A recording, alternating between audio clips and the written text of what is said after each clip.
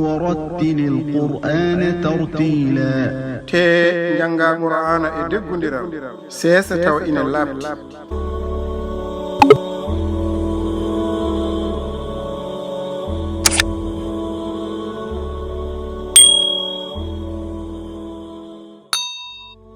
آمن الرسول بما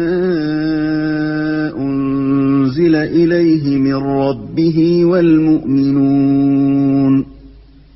كل آمن بالله وملائكته وكتبه ورسله لا نفرق بين أحد من رسله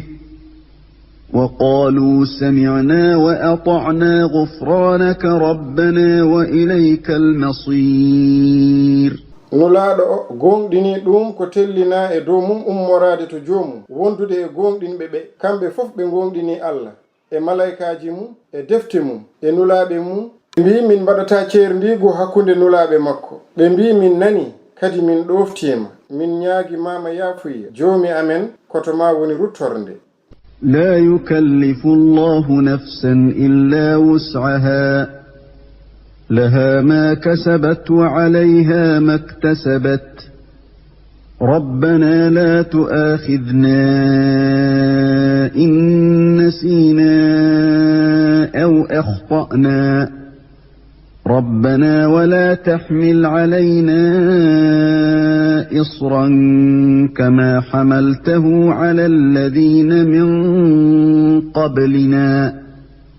ربنا ولا تحملنا ما لا طاقة لنا به واعف عنا واغفر لنا وارحمنا